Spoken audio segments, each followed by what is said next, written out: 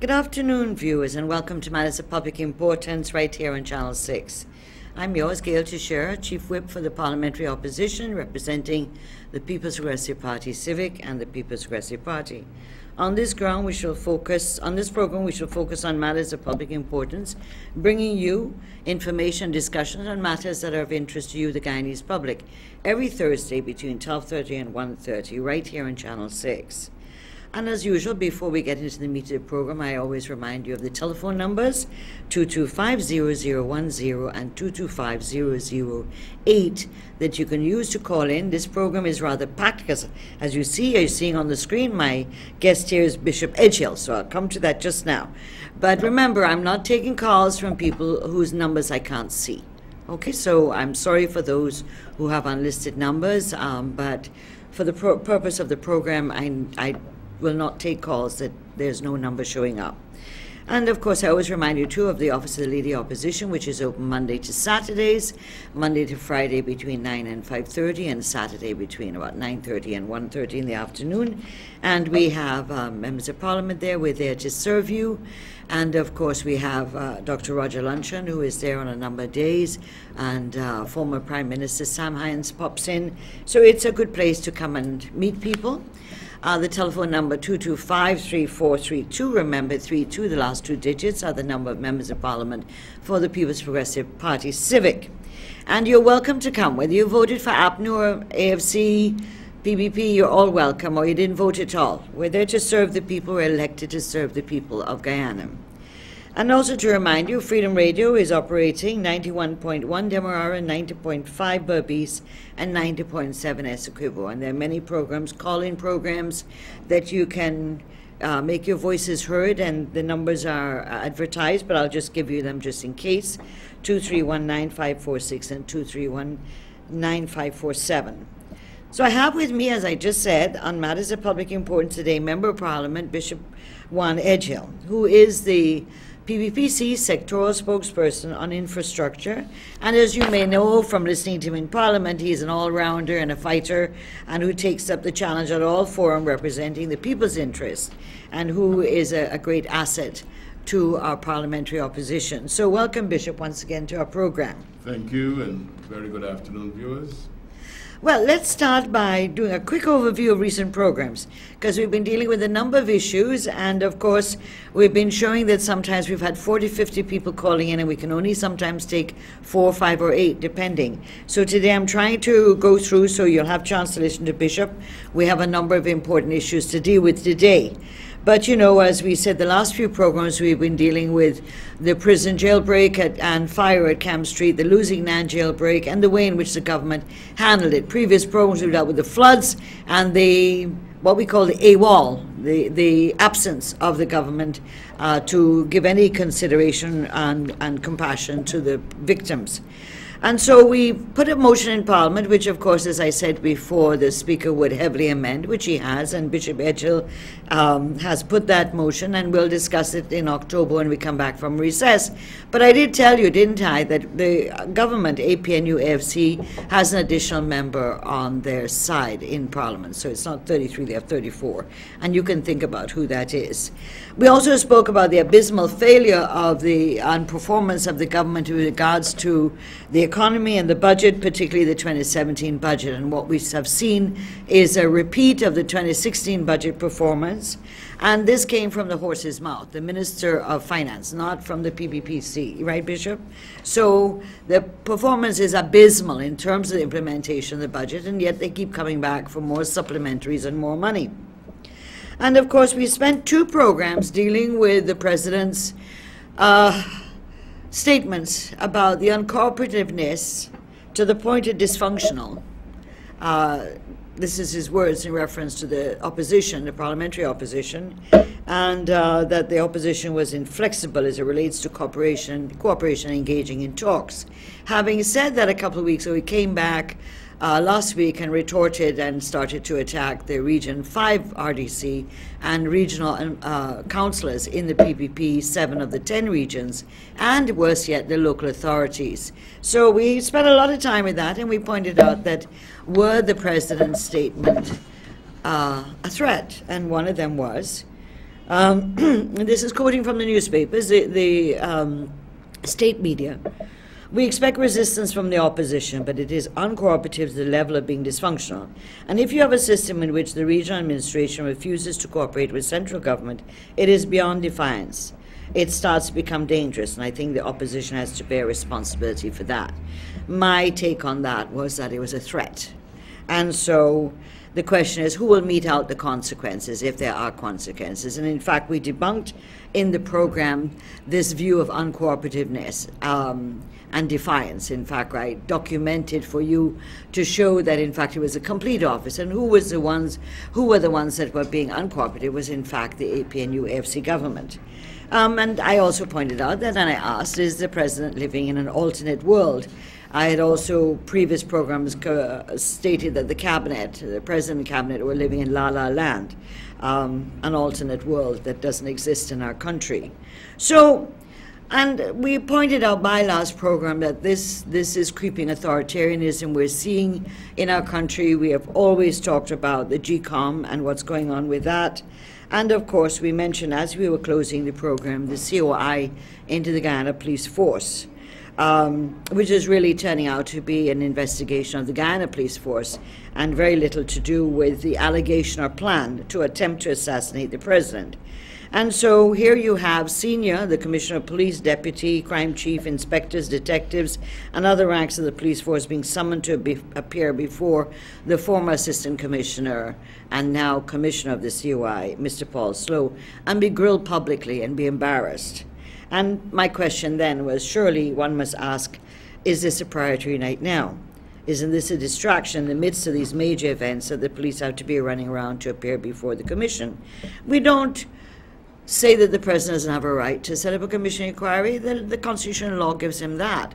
However, how come this commission is set up in July and there's events surrounding what was an allegation or a plan with intention to assassinate the president started in March this year? Why did it take 4 months to be able to get to this point?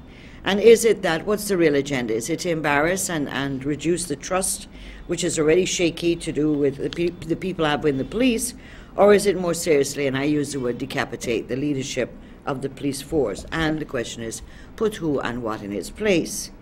And therefore, when we ended the program last time, this was what the question I asked you.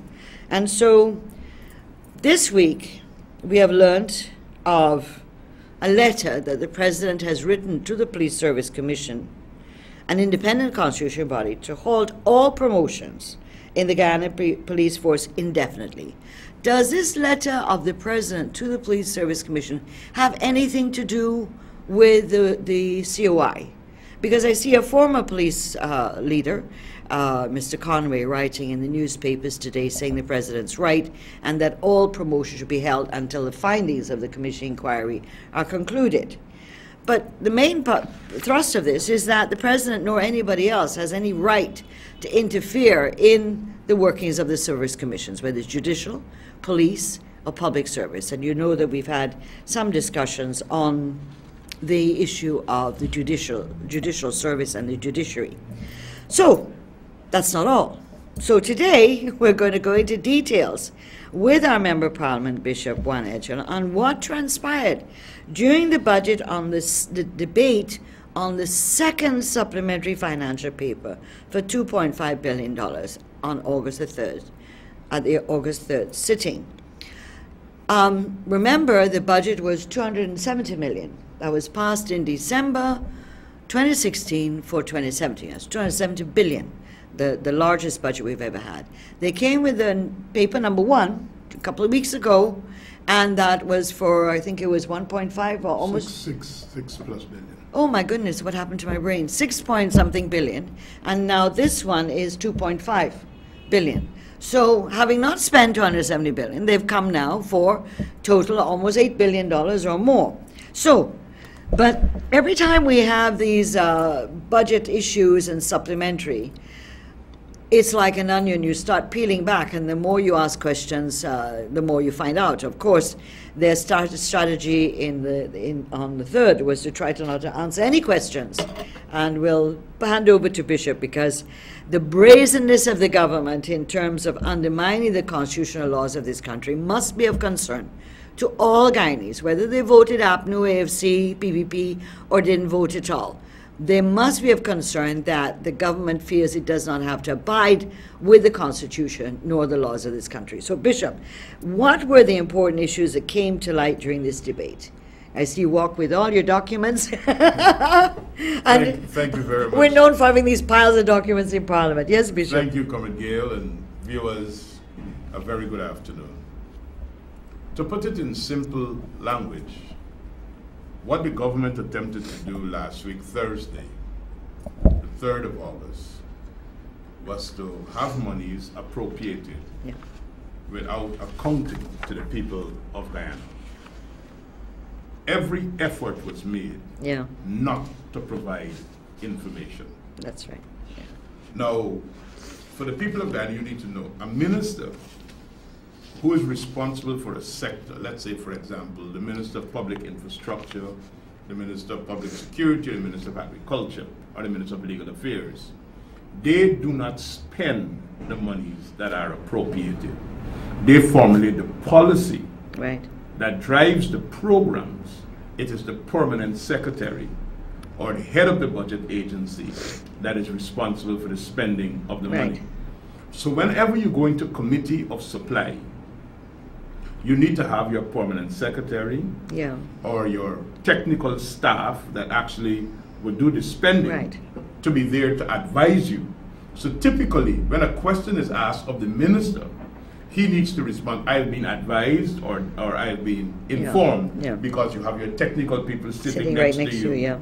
Now, what we have seen, not only at budget time, but even in the supplementary papers of 2016 and now in the supplementary papers of 2017, ministers are coming to the Parliament without their technical officers. And with no paper. And with no backup information.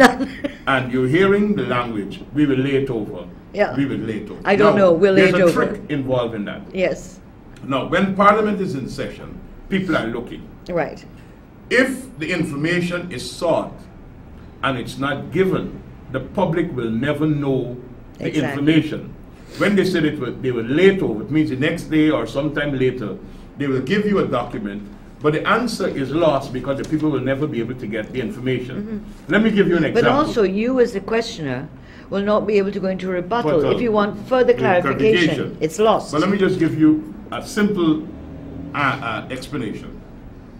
The Minister of Legal Affairs came to the Parliament seeking $89 billion, $89.8 billion, almost $90 billion, for an entity that is called SARA, the State Asset Recovery Agency, which is the subject of a court matter right now, I make to understand, which is the replacement of State Asset Recovery Unit. The questions that were asked of him, it became a joke in the Parliament, because I will lay it over, I will lay it over, I will lay it over, till people started saying the amount of eggs that he's laying, you can have chickens very soon. But when he submitted the document, information that he did not want the public to know hear, is now available. And I will tell you today what he was trying to hide from you. In this 89.8 billion, which I would want to call 90 million, sorry. Yes, million. The director of SARA is going to be paid a monthly salary of $1,380,000. And I think the current director is Professor Clive Thomas. The assistant to the director, not the deputy director. This is just the man who will assist the director in his duties. His special assistant will be paid a sum of $900,000 plus $80,000 in allowances, which will give him $980,000, almost $1 million a month. There are 2 lawyers, and up until now, we don't know who are these lawyers. Because state councils, apart from the director of public prosecutions, The Attorney General and the Solicitor General, they're no other high-priced lawyers in the government circle. But the two lawyers for SARA would be paid a monthly salary of $1.4 million, almost the salary of the Attorney General. Right. So you have an Attorney General who makes $1.7 million, who is the principal legal advisor to the government. And in an entity, SARA, which I have styled and called a super ministry, because I will show you just now why. Right. Two lawyers. Who are these two lawyers? Are they two from the 5 advisors that have been appointed to advise the Attorney General, who we were told that they would not be getting any salaries? Right. Oh, they would not be getting salaries as advisors to the Attorney General, but then you create positions within this ministry and you pay them $1.4 million a month. I want the ordinary Guyanese, all the cleaners who work for government. Maybe you're on lunch. You're on lunch right now and you're listening to this program. The cleaner at SARA will get a salary of $75,000. $75,000. So you should actually leave where you are working for the government. Please apply. Please apply. I don't know if they're putting any advertisements in. These are all positions for their own political hacks to do political work, to achieve a political agenda. You might be a receptionist and you're working for the government, whether at a semi-autonomous agency or at a ministry.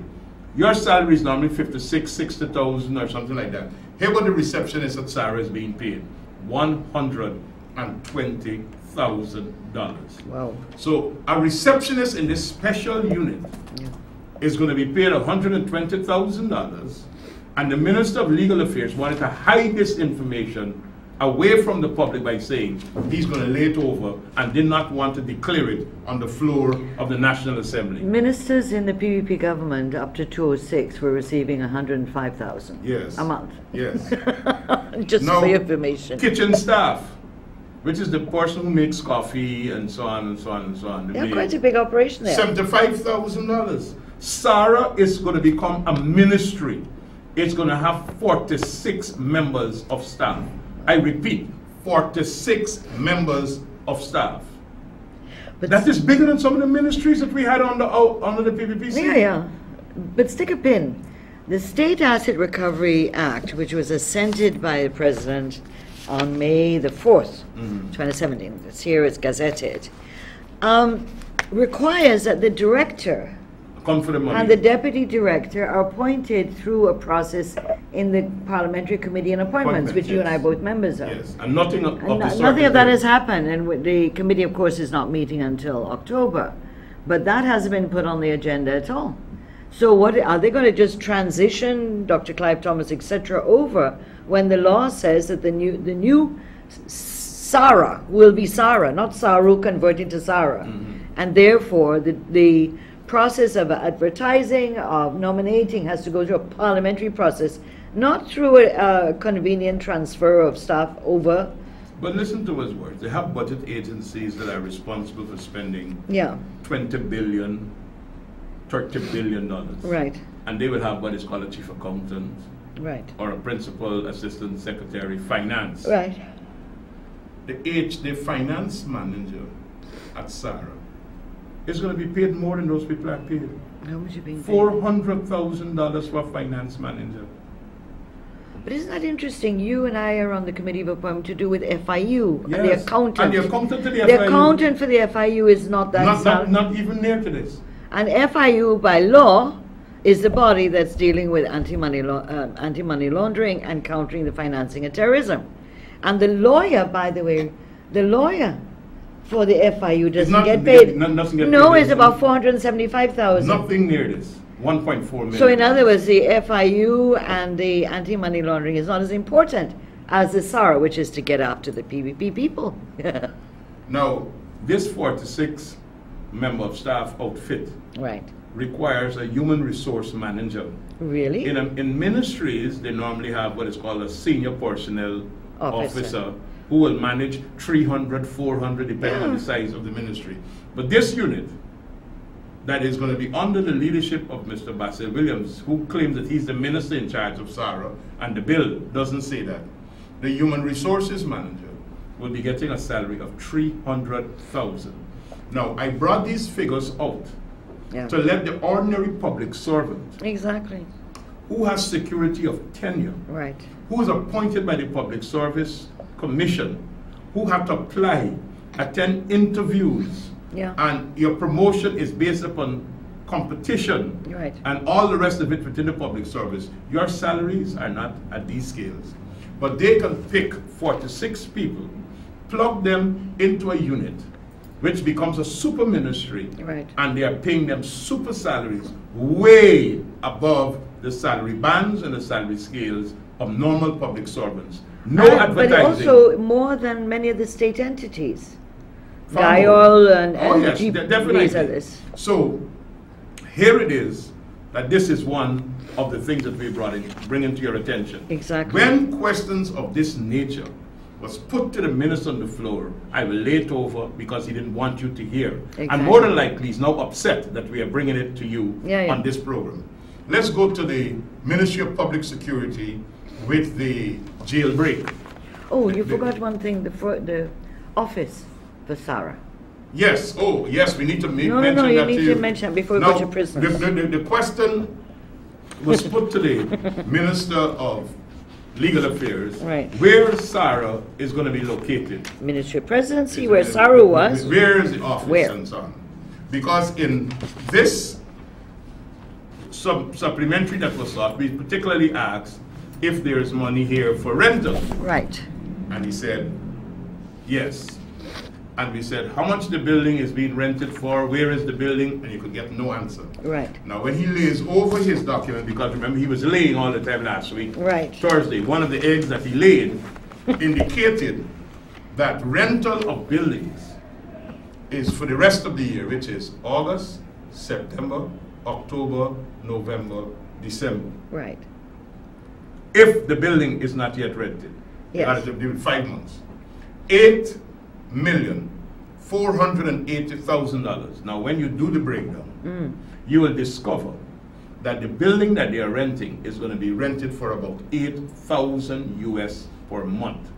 When you do 8,000 US at 212, times 5, this is what you end up with, 8,480,000. So they already have a building somewhere that they did not want to disclose to the Parliament and to the people of Ghana, but they're spending taxpayers' money, $8,000 US per month, to rent a building for SARA, which will be carrying out witch hunts against political opponents. Because the only thing that SARA has been able to seize since they are in operation is some computers from Edmore, some old computers, which they're really in trouble for because they had no right even interfering with that computers from that entity.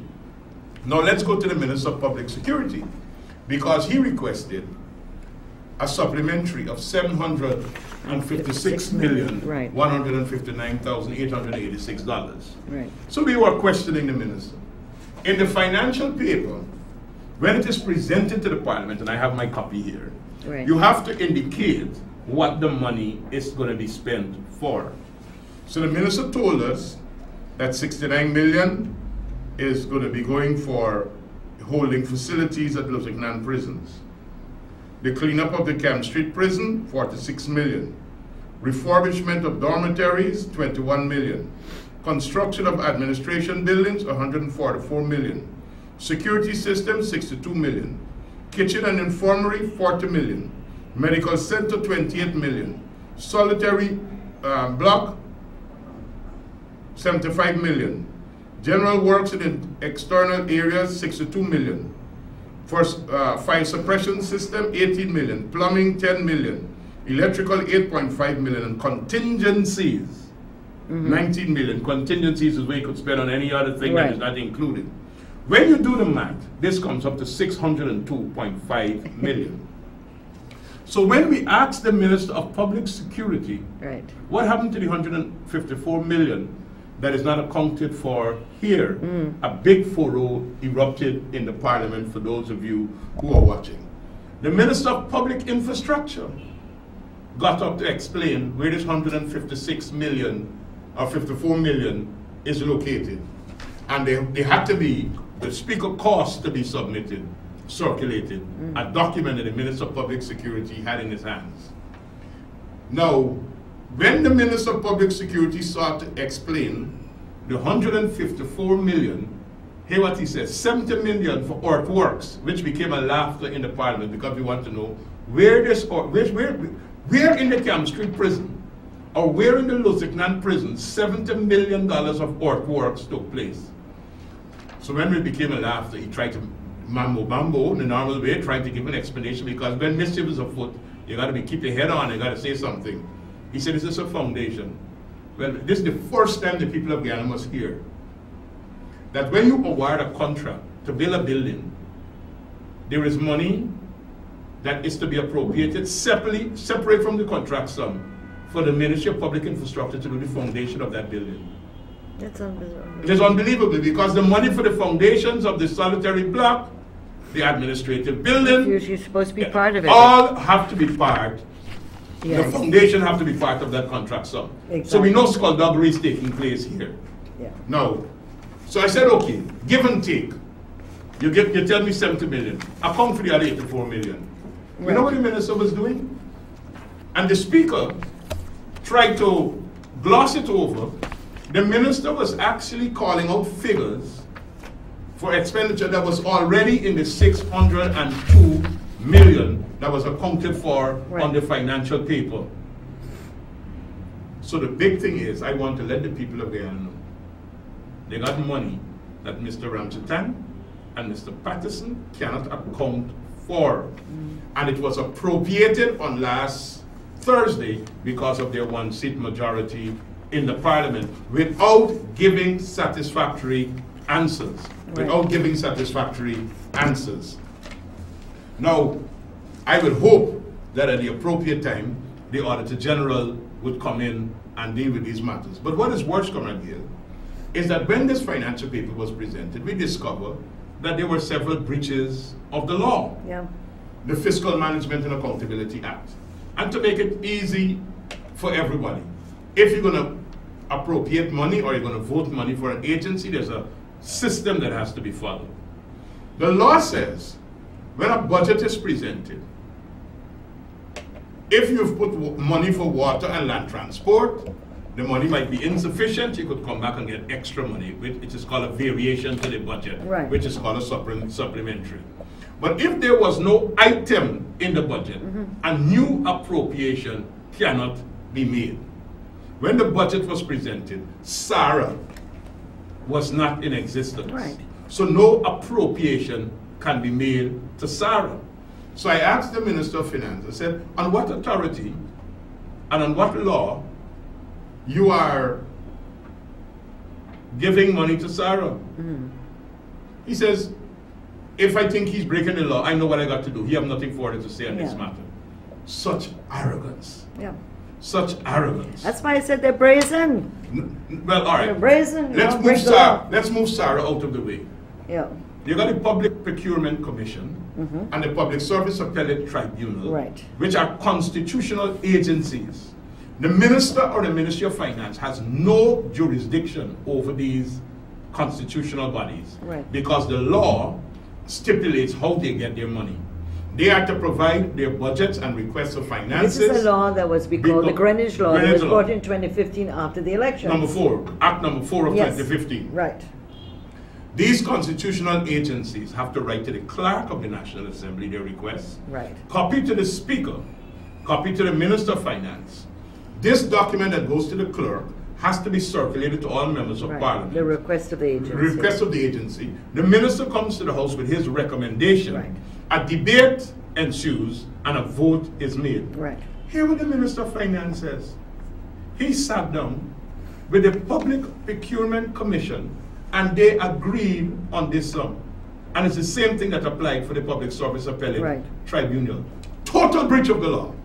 As a matter of fact, Ms. Carol Corbyn, the distinguished chairman of the Public Procurement Commission, ought to know that she broke the law. Exactly. Because she had no right whatsoever interfacing with the Minister of Finance and agreeing on figures. You know what that means? She has compromised the operational and financial independence of a constitutional agency. Exactly. The chairman of the Public Service Appellate Tribunal, the same thing. And we're putting on notice all the other constitutional bodies, whether it's the Rights Commissions, whether it's the Service Commissions, and you got to see the brazenness. The President is now writing to the Police Service Commission and says, no consideration of promotions until I tell you so. Yeah. Article 2261 of the Constitution says all of these constitutional bodies that are listed in the schedule is not subject to the direction, authority, and control of any person whatsoever. Whether it's president, whether it's minister, whether it's anybody. These are independent commissions.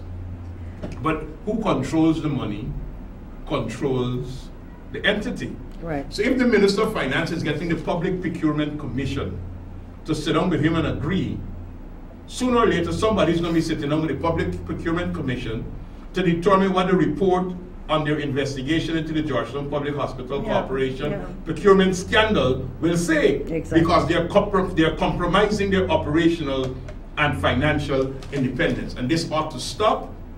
And while we may save a rebuke, a public rebuke at this time for the PPC, because they are new and probably they didn't understand all the things, but you now have to know the law. If you're going to hold a high office and you're earning salaries of 1.3 million per month, you better take the time to read the law and know what it says. Now, but the other thing with the PPC, though, they have rental again, and nobody knows what the building is being rented for. Nobody knows. They're not disclosing that, and the building anyone can see. It's on New Garden Street.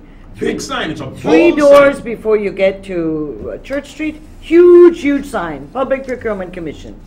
And how was this procured? There are rumors that people put forward expressions of interest to have properties they own be rented by the PPC, and this building was rented. There's no idea, and there's also a rumor that the lowest tender was not chosen. So I hope that the PPC, that's a constitutional agency that is overseeing procurement in the government, is following the law and the Constitution. They are the watchdog, the anti-corruption watchdog of the finances of this country, include the PPC, the Auditor General's Office, and the Public Accounts Committee of Parliament. So these constitutional bodies better start going back and boxing up and reading what the constitutional laws say, particularly the one that we call the Greenwich Law, which was 2015 number 4. Act No. 4 of 2015. Which clearly sets out in detail. Now, whether in their haste to bring in laws that they weren't able to bring in when we were there because they couldn't bring it in, so they decide, you know, first month, June, July, bam, bam, bam, put in all these bills. And now that they're in government and getting settled down, they don't want this anymore. So they're brazenly undermining it. And also, too, you know, Bishop, when you come for supplementary, I know when I was a minister and you were, that whatever was provided in the budget for your agency, you're coming for more. The opposition would explain, ask questions, which they're supposed to, and so have we as in the opposition. Have you spent it? How did you spend it? What did you spend? How much left? You know, and stuff like that. You asked those questions in this budget, this supplementary financial paper. You were getting a brick wall. We asked about the PPC of the 56.2 million. How much has been spent? None. In the Public Service Appellate Tribunal, 12.49 million with one staff member. And now they're going back for 17 point something million. What did they use between January and July for one staff member when it wasn't set up as yet? So there's no accountability and transparency in this place. It's like pulling teeth when you're going to Parliament. And then, I want to go back to the prison one, Bishop, because I have a little bit of a preoccupation with it. You know, you're absolutely right about the difference in the figures. My concern is what they came with. When the Camp Street jailbreak and fire took place and the people escaped and so on, it is the president that says that, we have to create accommodation at Mazaruni, not just for prisoners as staff, as it makes no sense to send a whole bunch of prisoners and you don't have enough accommodation for staff to live in Mazaruni. Absolutely correct. Why is it then in this supplementary financial paper, there is nothing? In fact, the Mazaruni works that they're putting in again is what was supposed to be done in 2016, which they didn't spend, come back in 2017, which they haven't spent up to the end of July, and now they're putting in additionally for this supplementary financial paper. So there's no additional accommodation at any of the prisons for the prison staff, particularly those that people have to travel so to. Expect more trouble because you're Right? putting more prisoners and you don't have accommodations to the personnel to man those prisons. Then there are bizarre things. You know, the number of bunk beds they're buying in prison and the cost for those And bunk buying beds. steel bunk beds, Yeah. steel beds, steel frame beds, So- which could be used as weapons by the prisoners. And the minister says this kind of steel cannot be used as a weapon. Was another joke in the parliament that night. So you have about over 1,000 prisoners who were in Camp Street. You've scattered them because you're Temeri, New Amsterdam, Mazruni, Lusignan. But you've only put in for about 60 beds. 60 bunk beds. That's 120 men, I assume, right? No, 240, 200 240. beds. Oh, you can have 200 bed, 200 bunk bed. No. I'm told by somebody who just came out that that's what's going on, 200 beds. Well- You're sleeping head and tail, Ramtatan style.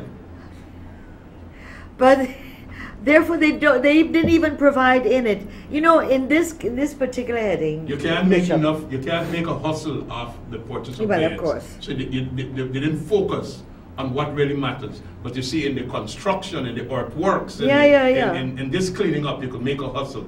And they have used this emergency to exploit resources. And that's why when I asked, why didn't you use money from the contingency fund advance to finance the emergency? The minister said he was guided by the Minister of Finance and the Minister of Public Infrastructure. When the Minister of Public Infrastructure got up, you know what he was saying? All of the contractors provided all of the materials and the government didn't have to pay anything, which means the government took credit.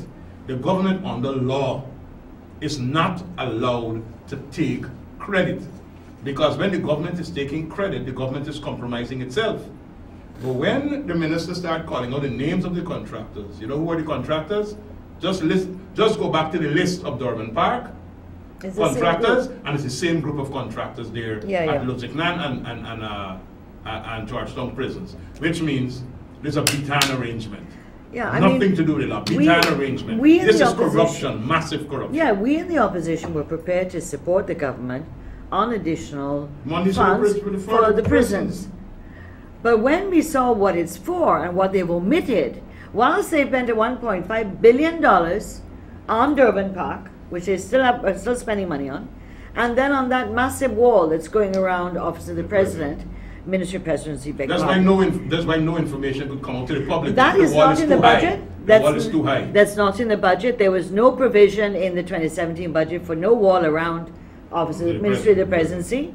That is not concrete blocks. That is solid cast concrete. And I don't know, for a short person like me, it seems to be 15, 20 feet. May not be. And of course, it's been painted several times. That wall alone on the western side, because now they're on the eastern side, could have provided better conditions for the prisoners in all the prisons in this country. If they better had mattresses, taken the money, better food and everything. If they had taken the money that they spent on Durban Park, $1.3 billion, we could have been halfway through a brand new prison to deal with the overcrowding, and we would not have had what took place in Camp Street. Exactly. And don't let them tell me anything but donations, because the money was really from the Treasury. Yeah, we paid for that. We paid for it. You know? But I mean, the government continues in this way to disregard any level of accountability and transparency. They feel they can just tell us what they want, and when the documents are there, they expect us that we wouldn't read. Half the time they're not reading. Half the time the bills that come there, some of them confessed that these bills never went to cabinet in the first place, and they haven't read it. You don't know what is inside. You know, I mean, it is sad. It is really sad. I get the impression, Comrade Gail, that what happens for a debate in Parliament is that there are some technical people in the back room that write scripts and yeah. give to these ministers who stand up and read. And sometimes when they finish reading what they write, then they realize, but I didn't know anything about this, because they can't answer in the debate. They can't answer in the debate. They're clued out. They are totally clued out. So it's rent-a-speech we have going on. So, and that is why I think the Speaker has developed this appropriate response. Thank you, Honourable Member, for your statement. Well, we've seen some of the speeches coming in and being delivered. So some of the members prior to when they get up and speak. So I don't even sure if they've read them, because sometimes they have difficulty even getting the words right. You know, but you will know. Remember this issue we dealt with on a couple of programs: the rental of the ministers' residences, and so we tried to place in Parliament the same. August 3rd, yes. 4th, the questions to a minister without notice, which is allowed under the standing orders. A whole set of questions to Prime Minister Nagamutu to do with the government's policy in relation to residences, and also differences in how they treat the Vice President, Mr. Ali Cock, in a Chillibar, and they treat junior ministers at $500,000. And then, of course, you know, there's a third minister I haven't named, who has a property being rented for him at $1.5 million, and who is renting his own house, which is in Georgetown, to a presidential advisor. So the government is paying double to the minister for his house to be rented by the advisor, and then to the contractor who is renting, who's providing a house for the minister. So that works out to maybe about $2 million a month that the government's paying for one person. It doesn't come out of Parliament, by the way. It comes out of the Ministry of the Presidency. And then, of course, you have, we're hearing all sorts of things, you know, Bishop. As I said to one of the press people the other day, they asked me about Felix's response to Mr. Jagdeo about the illegal immigration and Haitians and so on. And I just said to them, truth will out. Truth will come out. We saw what happened to 605 million. Anything that this government denies, just give them a couple of months, it will be out in the open. Their first line, whenever they are embarrassed, is denial. Yeah. But then, truth don't need any crutches. Exactly. If it does, it's a lie. It will come out. It will come out. Remember they denied this, there was no salary increase? Right. It came out. Remember they denied that they hadn't raised the travel allowances to ministers going overseas? Right. It came out. Remember they denied that no money from the Treasury was being used on Durban Park? Right. That came out. So let them continue to deny. The truth will out, my dear friends. And so the two questions were not allowed by the Speaker. One was to the Minister of Finance to do with the rental and the ceilings and so on, and the other was to the Prime Minister. So we're submitting them again as written questions. Let's see what the Speaker will do now. But we want to know what is going on in this country. And the government must not feel that they can run roughshod over all of us. Now, if we can move on, Bishop, to the Broadcasting Amendment Bill, which you were also part of. Yes. And we debated it on August the 4th, and the government passed it with their one-seat majority, without any consultations with the broadcasters, including right here, the broadcaster who owns and who's licensed for Channel 6, the CN Charmer. The broadcasters, as you know, wrote the Prime Minister on July the 31st, asking to meet to discuss the bill as they had not been consulted, and to defer the debate on August 4th to allow for consultations. The Guyana Press Association also put in a statement calling for the same thing. The debate was August the 4th, so it's a week, Monday to Friday. The Prime Minister did not respond to these requests. And in fact, what was most, I think, indicative of the arrogance of this government was the way in which they not only ignored the request, but they belittled the persons who made the request. So the Guyana Press Association, whoever's the head of it, was belittled in Parliament, live streaming. Even used his religion against him. Yes. And which was nasty. Yes. Because a person's religion, a person must not be denied or discriminated in this country because of their religion. Yeah. And if the man's religion prohibits him from getting involved politically, that should not be used against him in the Parliament. That's his and choice. That was terrible. It was nasty. But also, the same person they were attacking was a person they believed in. Just because a person has been critical of them, that person may now be ripped to shreds, like in a shredder, you put your paper in and you shred it up in pieces. Anyway, I wanted to read out to you, because remember, Bishop, in the in the debate, they kept saying that the License. all the licenses that were given out in 2010 to 2011 by President Jagdeo to his relatives and friends. They selected certain names, all of them of one ethnic group, of course, to try to make the point, that is the government. When I got up to try to read the list, they created a ruckus because they did not want the list to be heard by the public. And so I'll read it to you again, because then I don't have to worry about heckling, because you're not going to heckle me. So, the radio licenses. Now, this is stamped Guyana National Broadcasting Authority. So I have this from the GNBA, right? This is not Gail Teixeira list.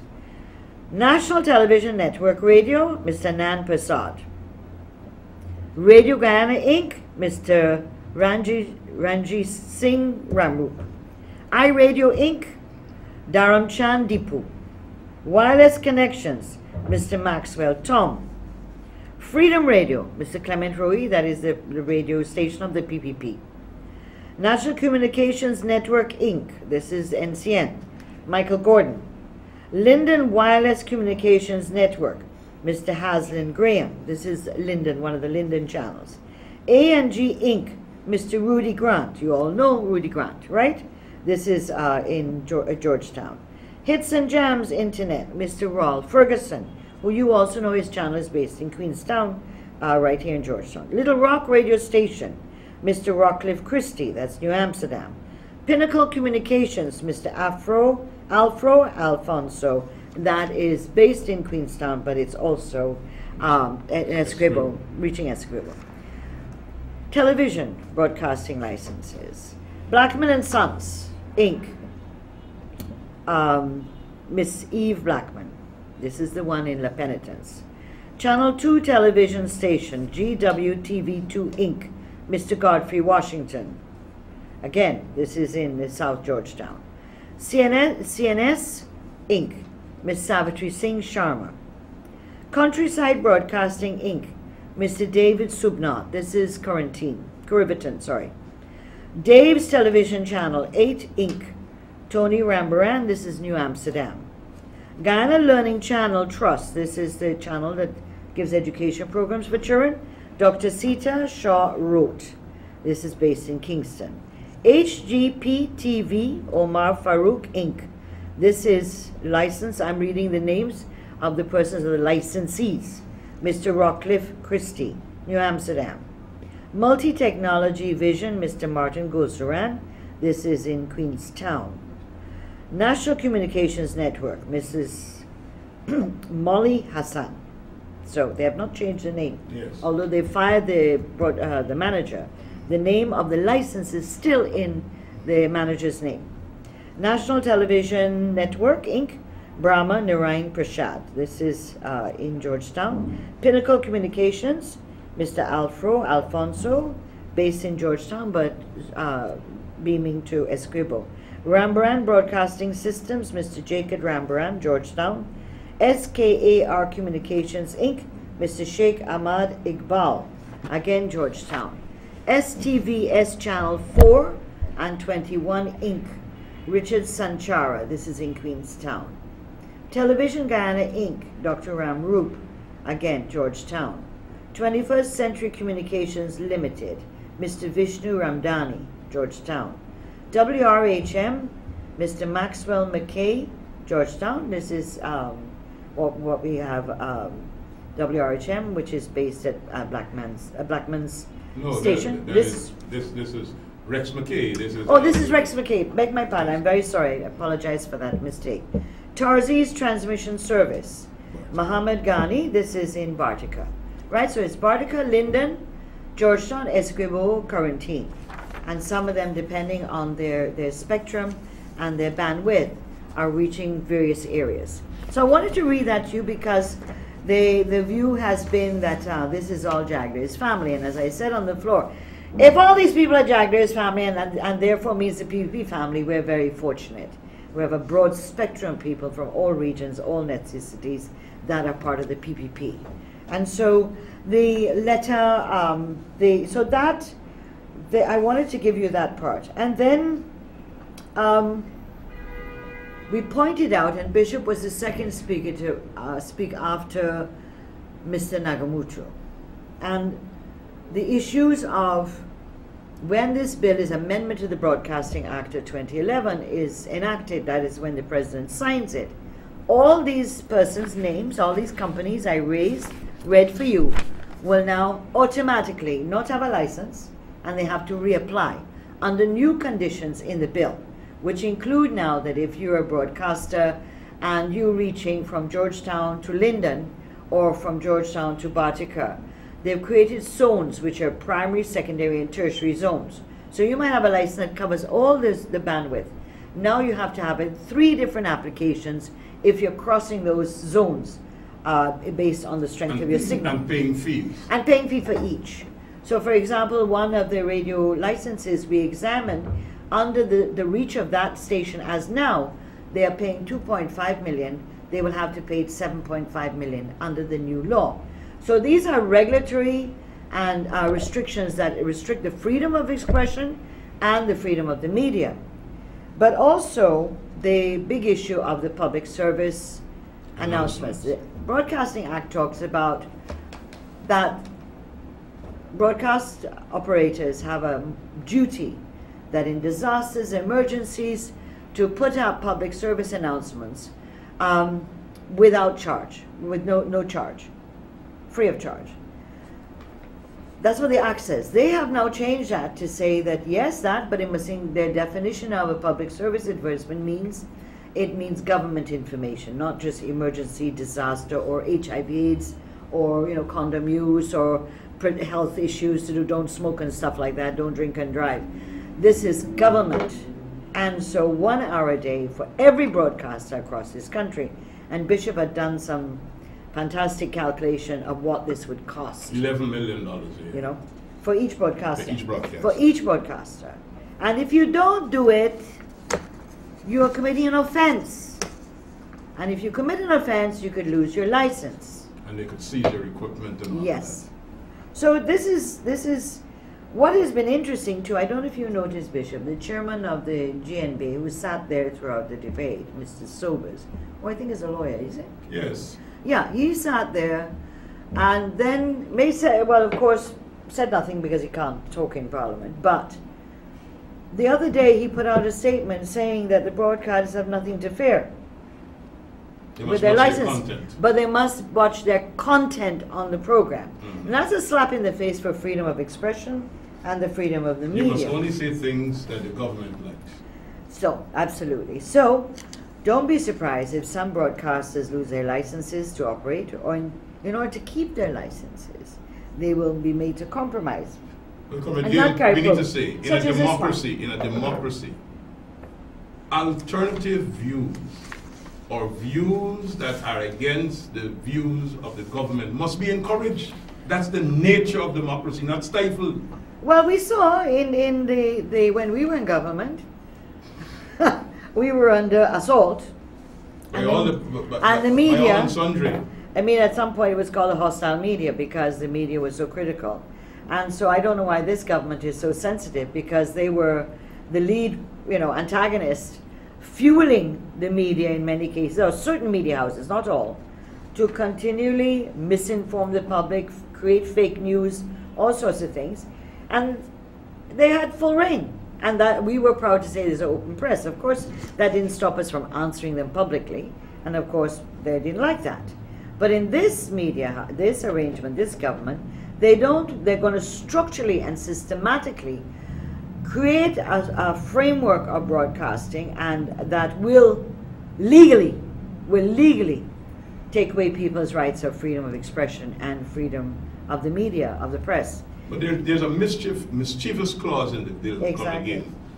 If the government sends to a broadcaster an hour program, or a program of any amount of time, under an hour, to be aired, and the broadcaster refuses, saying, I don't think this is a public service announcement. Right. You have to make a complaint to the Ghana National Broadcasting Authority. Right. But when you make that complaint, the Ghana National Broadcasting Authority will not rule that you don't have to carry the package that is sent to you. Only that the government will pay for it. Yeah. So they can interrupt your time Yeah. and send messages from your station, which is against editorial policy, only now that rather than you having to give them it free, they will pay for it. Which means it's bullyism right down to the last drop. I want the hour. If you don't give me the hour free, I will still take the hour and I will pay you because I want my propaganda to come from your station. Yeah, exactly. And that is what is bad in this bill. It's mischievous. Yeah, well, what is exciting about this time versus the 1970s and 80s under the PNC, and of course, please don't forget the recent announcement by Mr. Granger at the anniversary of former President Burnham, is that he will be implementing Burnham's policies, views. But we said in Ghana. that we said that long before now. He's just now admitting it. Yeah. But we said that long before. And you know what? A lot of people came out to me after he said that and said, oh Lord, rice flour again. but not just rice flour again. Sooner or later there are going to be restrictions on foreign currency, how much money you could take out of the country. Sooner or later they're going to be telling you about imports that you can't import. Because once they start going in that direction, Burnham's policies will be Burnham's policies. Yeah. Luckily, we're not in the 70s and 80s. We're in a modern world of technology and where information travels very fast. And so the International Press Institute and the Reporters Without Borders, these are reputable international organizations, have made statements this week condemning the Broadcasting Amendment Bill as an infringement on the freedom of expression and the freedom of the press. And I encourage you to get copies of it. You can look on Citizens Report, GY, or you can also see if they're posted them. They certainly won't be posted. I haven't seen the government media carry full statements on these, but these are very important. It's not in their interest. It's not in their interest. Yeah, so even the comments by the statements by these two reputable organizations calling on the president, don't sign the bill yet, don't assent to it yet, return it to Parliament, have more consultations. These are serious infringements on the freedom of expression and freedom of the media. The government has not published these two statements by Borders. These are Reporters Without Borders, just like you have Doctors Without Borders. These are Reporters Without Borders and the National Press Institute. But there's also a statement from the Georgetown Chamber of Commerce and Industry, exactly, as well as the Private Sector Commission. Yeah. And I would hope that the government and its operatives are listening to the voices that are coming from different quarters, because they were saying we are playing politics. Well, Reporters Without Borders is not a political party. No. The International Press Institute is not a political party. These are organizations of journalists and reputable people worldwide. Listen to what they're saying, even if you don't want to listen to what the PPPC is saying. Exactly. So, as I said in the last program, we are seeing the unfolding of authoritarianism that is unfolding like an onion that is layers coming off, and more is being exposed. What some people call creeping authoritarianism. Before I close, because we only have a few minutes left, two important issues that took place this week is the judiciary. We have, you know, in the struggle to preserve and protect democracy, even an emerging democracy like Ghana, the separation of the executive, legislature, and judiciary are critical. We've seen the executive take over the legislature. We've seen the executive try to take over the judiciary, and of course the human rights issues, such as what we gave on broadcasting. But the judiciary this week ruled that the president's revocation of the leases of the farmers in the MMA area was unconstitutional. Remember, we talked about in this program, I think it was almost 8 months ago. And the farmers went to the courts, and the Chief Justice ruled that the president acted unconstitutionally. Cannot take away property. And so, and in another instance in the court, the judge issued a conservatory order to prevent the government from seizing and taking possession of the Chedi Jagan Research Center until the case is properly heard. And the case will determine what will happen after that. But it's saying to the government, no precipitous, you're not allowed in the place, you can't remove anything. And that's what we were saying since December 30th. when they went to Chedijaga Research Centre and tried to tear down the sign and all these things. So, Bishop, I know that we always are galloping in this program, and so thank you very much as always for being on my program. And I say to all our viewers, have a blessed week, and we'll meet again next Thursday. And this is the thing I close with every program now, because I do believe in it and I want to encourage you to not be silent. And so, and struggle we shall, and silent we shall not be. Silence is the greatest enemy to democracy. Silence makes those in power think they can get away with anything. Silence have those who want more control and less democracy, those who want to move this country to a police state. And at the next election, the people will make their votes count again. And there will be a change, and we in the PPC government shall have to start all over again, as in 1992, to reconstruct, to put this economy back on a firm and stable footing, and restore the programs which help the poor and vulnerable and those at risk, and restore the independence of the judiciary and legislature from executive interference. Thank you very much. Have a blessed week. Thank you, Bishop. You too have a blessed week. Pleasure being here. Good afternoon. Okay. Ciao. Bye-bye.